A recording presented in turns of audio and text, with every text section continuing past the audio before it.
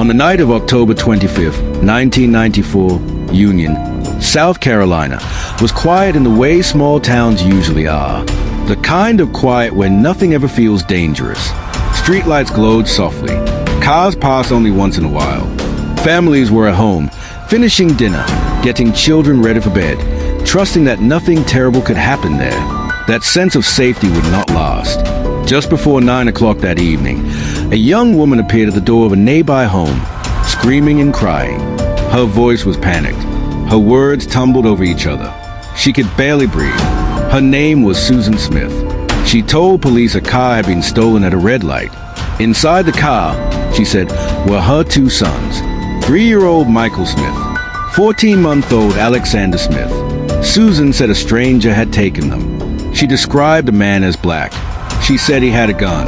She said she begged him not to hurt her children, but he drove away anyway, disappearing into the darkness. When police arrived, Susan was shaking so badly she could barely stand. She cried uncontrollably. She repeated the same words again and again. "My babies are in that car." Officers immediately treated the situation as an emergency child abduction. Roadblocks were set up within minutes. Patrol cars spread out across the county. Helicopters were requested. Radio alerts were sent to neighboring towns. Union was small. Everyone knew the Smith family. People came out of their houses to help search. Some walked the roads with flashlights. Others checked fields, woods, and abandoned buildings. Parents held their children closer that night. Susan was taken to the police station. She told her story repeatedly. Each time, she sounded convincing. Each time, she cried. By morning, the story had spread far beyond South Carolina. National news networks arrived. Cameras followed Susan everywhere. She stood before microphones, tears streaming down her face, begging for her sons to be returned. She said she loved them. She said they needed her.